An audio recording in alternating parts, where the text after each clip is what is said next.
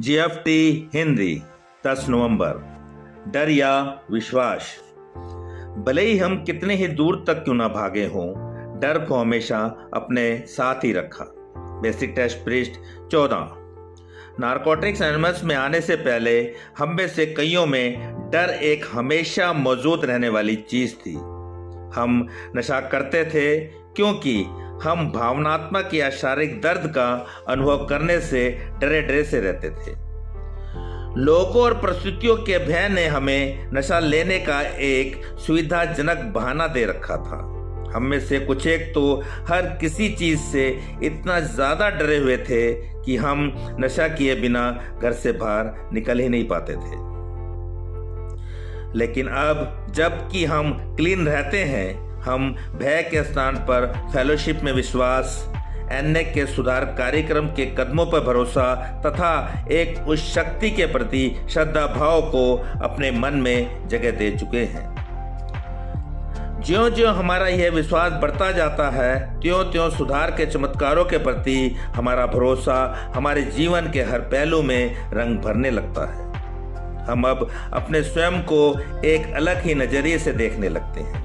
हम महसूस करते हैं कि हम आध्यात्मिक जीव हैं और हम आध्यात्मिक सिद्धांतों के आधार पर ही जीवन जीने की दिशा में आगे बढ़ने लगते हैं। आध्यात्मिक सिद्धांतों को लागू करने से अपने जीवन से डर के समाप्त होने में मदद मिलती है।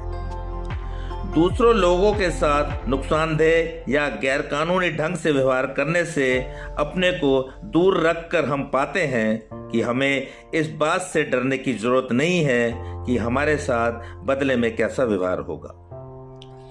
जैसे जैसे हम प्रेम, करुणा, समझ और सब्र को दूसरों के साथ अपने संबंधों में अमल करना शुरू करते हैं, तो बदले में दूसरे भी हमारे साथ सम्मान और प्रतिष्ठा का व्यवहार करने लगते हैं।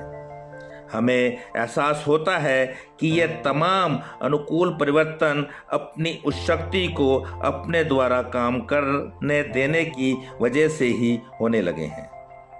फिर हम केवल सोचते ही नहीं, अपितु पूरी तरह यह यकीन भी करने लगते हैं कि हमारी उस शक्ति हमारे लिए सबसे श्रेष्ठ ही चाहती है।